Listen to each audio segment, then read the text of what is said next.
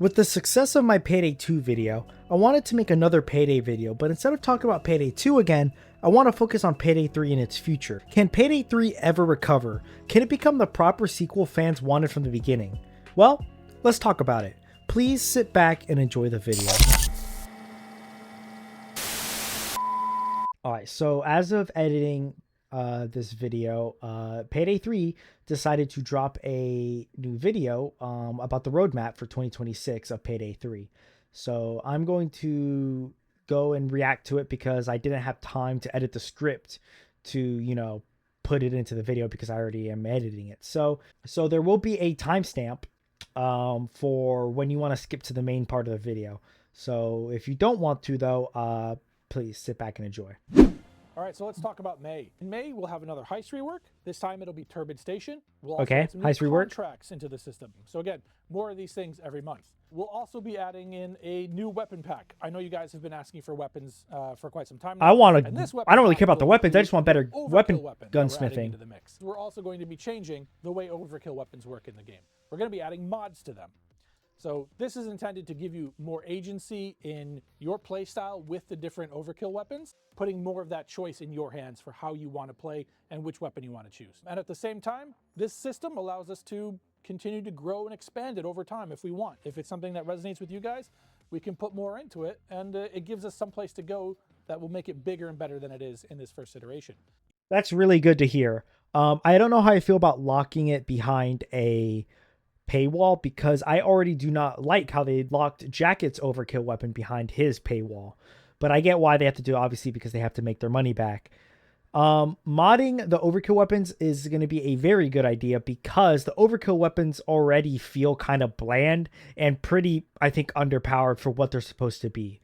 You're supposed to get these weapons every now and then to use to clear hordes, and they don't really feel like they do that, especially the minigun.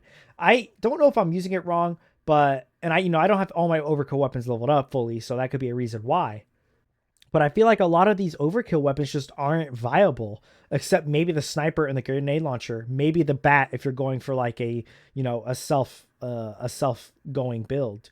But I think this is a very good idea because now it can allow the devs to balance the game around player feedback, like he said, that they're going to listen to player feedback of what people like and don't like about this new system. So that's really good. So let's continue. It'll be a really interesting system, again, aimed at giving you more choice when you choose which weapon you want to utilize. Let's talk June. June is a big month for us. We'll start with the easy stuff. There's going to be a Touch the Sky rework. There's going to be some new contracts, and we're going to add emotes to the game, which I'm excited about. We're also going to be introducing... I don't know why we're doing contracts and emotes. Nobody cares about contracts or emotes. It's a very stupid thing to focus on, considering there's a lot more other problems in the game that need to be addressed, such as the lack of gunsmithing in the game, or just the lack of how the guns feel in general compared to Payday 2, but whatever. Something that we call a heat meter. This will give you more control over the flow of combat in the game versus when you want to go spend time on objectives. It will give you the feedback that says, how well am I doing in combat, and rewards your effectiveness in combat by giving you more time to take control of the level.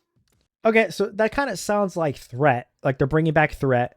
Because Payday 2, I don't think Threat really was any. So I think that's a very good change, because one of the hardest things about Payday 2 or Payday 3 was the fact that no matter where you were or what you were doing, you had like a million cops on you, and it was so hard to complete objectives. So I think if this is what I think the heat system is, kind of like Threat, having low heat will be very good compared to having high heat, because it allows you to sneakily do objectives while the other high heat players take the brunt of the force. So that's a pretty good change. Now for the big chunky part of this June update. We start with loadouts. It's going to be a new UI. It's aimed at making it more clear to get and unlock items. And at the same time, we'll be moving everything over to a one-time unlock option. That way there's no having multiples of various things. Once you've unlocked it, you own it everywhere. This also means we'll have the chance to rebalance the cost of that's really good, so that when you're unlocking them, better levels, more balanced, not having to re-level up everything else. We're also going to rework the level progression rate and how you unlock skill points along that journey. The Thank biggest God. change in the progression rework is going to be something that we call crew calls. Now, these are aimed at reframing how you unlock content via thematic fantasies from a heister point of view. So this means we are providing you more agency in what you unlock and when you unlock it. So it's something that, again, can be built on over time. We'll take in your feedback and we'll see Interesting. how this goes. Crew Lastly, calls. we have something for new players. One of our big goals is to get new players into the game. Just add the have them tutorial, just like Payday experience 2. everything that There, Payday has to it's offer not hard. Just add a very tutorial. quickly and very easily. We want to give players that experience right off the bat while teaching them some of the gameplay essentials. This, we think, will get more players into the game and stuck in.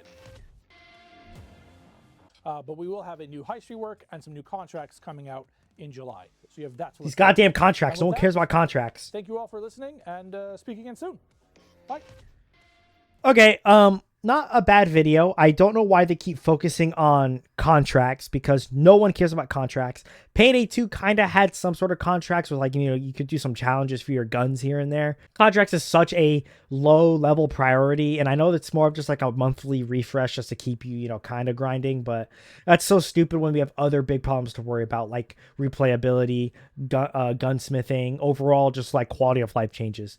But I think these updates are a step in the right direction. It sucks that it took 2 years for all of this to come into the game. If this is how Payday 3 had released, I feel like Payday 3 would have been a good successor to Payday 2.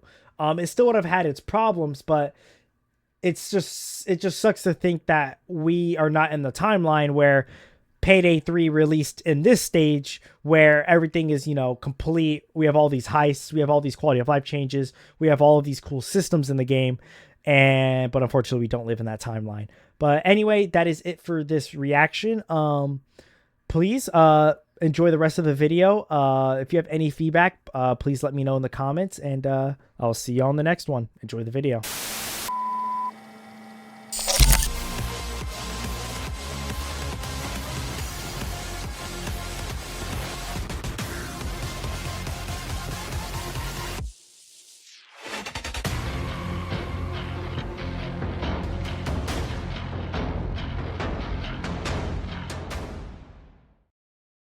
As time goes on, Payday 3 has shown small signs of life compared to where it was around launch, and that is a good thing. Players clearly still see the potential in the game. The problem is that Payday 3 still struggles to retain those players because many of its core issues are still there. As I mentioned in my Payday 2 video, Payday 3's biggest problem is that it lacks the same soul, replayability, and personality that made Payday 2 so addictive. Extremely linear heist is not automatically a bad thing. Cook-Off and the first heist you do when you start the game are both very linear maps, but Payday 2 is able to preserve replayability because of the variety of ways you can defend yourself and approach each situation. The personality and map design are what keep people invested in Payday 2. The heists often do not feel exciting to replay, the weapons lacked impact, and the characters still feel underdeveloped. Even years after launch, these issues continue to hold the game back and stop it from outshining Payday 2. A prime example of this is the First World Bank. It is the only heist in Payday 3 that I generally enjoy replaying, and that is probably because it is basically a remake of a classic heist from Payday the Heist and Payday 2. It already has that old Payday DNA built into it. But when I look at heists like No Rest for the Wicked, Houston Breakout, Touch the Sky, and Diamond District, they just do not hit the same way. These heists can look good visually, but the way they play often feels flat. Instead of feeling like a chaotic heist, they sometimes feel like a waiting simulator. Touch the Sky is a good example of this. You find the code, wait behind a desk, kill cops, hack computers, rinse and repeat, and then leave. There's not enough happening around you to make the heist feel dynamic. And before someone says, well, Payday 2 had waiting simulator heist too, I agree, it did. But Payday 2 usually made up for that with stronger map design, better atmosphere, stronger storytelling, and more random events. Take Undercover from Payday 2. On paper, the gameplay is simple. You retrieve the hard drive, interrogate the taxman, get the passwords, and escape. But the heist is memorable because of how cinematic and unpredictable it feels. You can get different room spawns. You can barricade windows to stop sniper fire. You can watch the deal happen or interrupt it and change how things play out. The limo can land on the roof, crash through the roof, or end up on a balcony. That variety makes the heist exciting because you do not always know exactly how it's going to play out. Now compare that to Payday 3. In Touch the Sky, you grab key cards, cards, find QR codes, drill doors, loot the vault, and leave. In Boys in Blue, you can pull the vault door off with the car or blow through a wall to reach it. Well, those are still mostly main objectives. Where are the side objectives? Where are the cops blowing open new entry points? Where are the unexpected events that force you to adjust mid-heist? To give credit where it is due, Payday 3 has improved some heists. No Rest for the Wicked was reworked to include more RNG with escape and loot options, and that is a good step forward, but it still needs more if Payday 3 wants to compete with the replayability of Payday 2. The loot itself is also less exciting. Payday 3 has too much cash and not enough variety. Where are the diamonds, gold, the weapons, the strange high-value items? We break into police compounds, courthouses, banks, and high-security locations, but the loot rarely feels memorable. Most of the time it is just money, cocaine, or another basic objective item like a server. That hurts the fantasy. Payday is supposed to make you feel like you are pulling off insane, high-stake robberies. Payday 3 needs more loot variety, more chaos, and more reasons to replay heists beyond just grinding levels.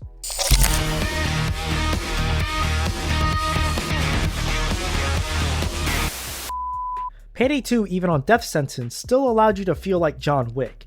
If you learned the maps, understood the objectives, mastered positioning, and built your character properly, you could feel almost untouchable. You could mow through cops, survive impossible odds, and feel like a criminal legend. Payday 3 feels like it went in a more grounded direction, and that does not make it automatically bad, but in trying to make the game feel more realistic, I think it lost part of what made Payday feel like Payday. Payday is not just a realistic heisting simulator, it also has a goofy, chaotic arcade-style shooter. I don't know how. I don't have an F. I don't have an F. I'm using a controller. He flew across the freaking thing. Where you mow down waves of cops while stealing everything that is not nailed down. That power fantasy is important. In Payday 3, even with a strong armor build, you eventually get chipped away until you die. That makes sense from a realism perspective, but it also makes the game feel slower and more restrictive. Instead of pushing forward and taking risks, you are often forced to anchor down, wait, and play defensively. To be fair, the developers have improved this over time with better hostage trading rewards and skill reworks, but I still think something is missing. One major issue is health regeneration. I understand armor not regenerating unless you have a specific armor upgrade or armor bags. That makes sense, but not being able to regenerate any health feels too punishing, especially when enemies like gas grenaders and cloakers can drain your health so quickly. A simple fix would be slow health regeneration after avoiding damage for a certain amount of time. It does not need to be fast, it can still force players to take cover and play smart, but it would help balance the endless waves of enemies and make the game feel less punishing in longer fights. Power fantasy matters in horde shooters and wave-based shooters. It gives players a reason to keep grinding, experimenting, and improving. The stronger the player feels, the more satisfying the game becomes. That is good for the player and good for the developers because it keeps people invested. Helldivers 2 is a good comparison. When the game started nerfing popular weapons and removing certain power fantasy playstyles, the game did not just become harder, it became less fun. Payday 3 has a similar problem. Sometimes it feels like the game is afraid to let players feel powerful. Payday 2 gave us perk decks, melee options, dodge builds, armor builds, stoic, Sicario, and so many different ways to customize how we played. Every build felt unique. You were not just picking stats, you were building your own version of a heister. Payday 3 feels much more limited. Most builds feel like variations of the same armor-based setup, with maybe a small dodge or regenerative armor twist. Even the overkill weapons, which should feel powerful, often feel underwhelming. That is disappointing because Payday 2 already had a strong foundation. Payday 3 did not need to reinvent everything. It could have just taken what worked, refined it, and expanded on it. Instead, it feels like the system was simplified too much. Weapon customization has the same problem. As I mentioned in my Payday 2 video, the guns in Payday 3 lack soul. The customization feels like a basic Call of Duty style attachment system than a true Payday gunsmith. You get simple attachments like grips, barrels, muzzle stocks, sights, and magazines, but where are the flashlights? Where are the laser sights? Where are the more creative and ridiculous weapon mods Payday 2 had? Another problem is that weapon stats are shown through vague bars instead of clear numbers. That makes it harder to understand what you are actually changing. If I am tuning a weapon, I want to know exactly what I am improving and what is getting worse. The weapon leveling system also needs to go. It does not make the game more fun, it just makes the grind feel artificial. Instead of encouraging experimentation, it makes you feel like you have to use guns you may not even enjoy just to unlock basic attachments. That is one of the reasons I am less inclined to play Payday 3 for long periods of time. The weapons do not feel as satisfying, the customization is weaker, and the progression does not feel rewarding enough.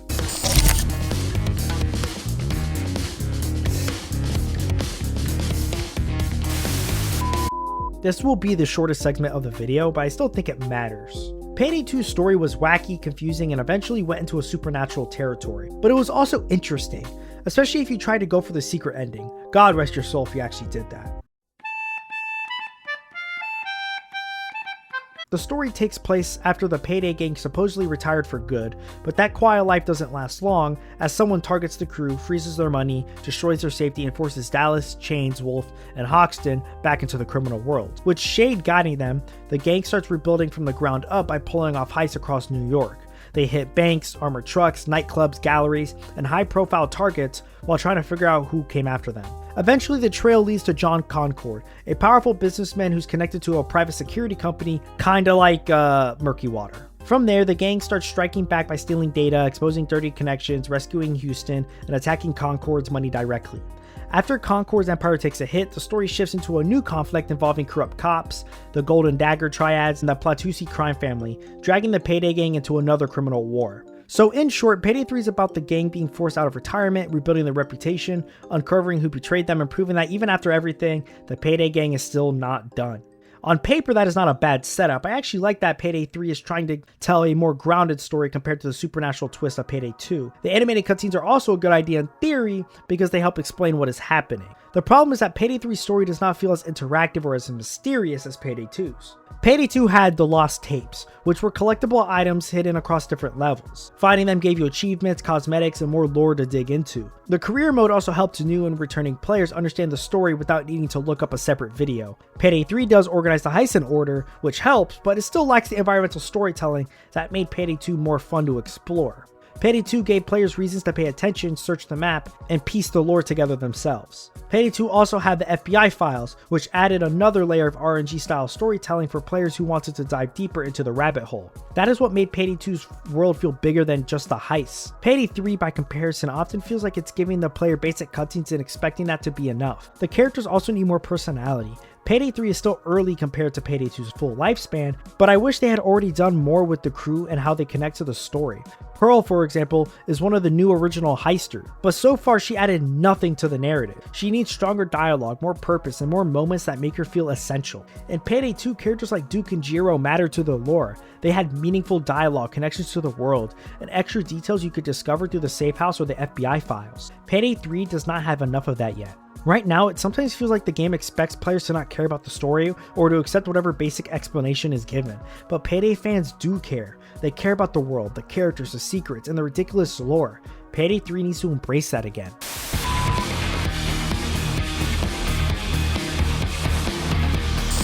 Yes, I think Payday 3 can come back. With the right course corrections, stronger updates, and better gameplay changes, I genuinely believe Payday 3 could still become the proper successor it was meant to be, but it needs to focus on what made Payday work in the first place. Bring back heists that offer different ways to play, different ways to move through the map, and different events that make each run feel fresh. Add secrets, side objectives, environmental storytelling, and better map design.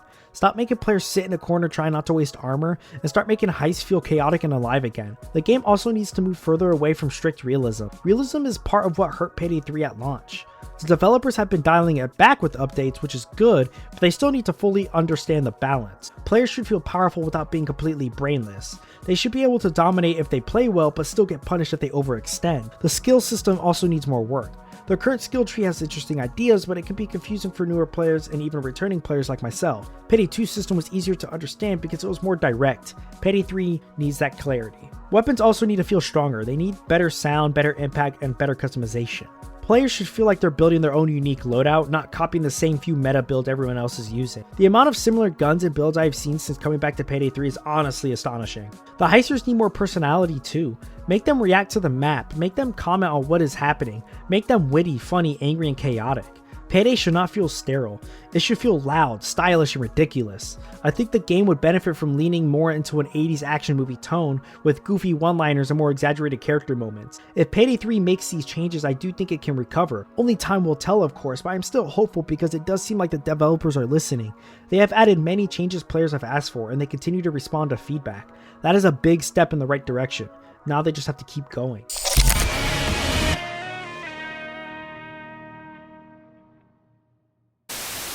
Thank you everybody for watching. If you enjoyed the video, please like and subscribe. And if you have any feedback, or if there's any other games you want me to review or play, let me know in the comments. Until our next adventure, have a good day everyone. Goodbye.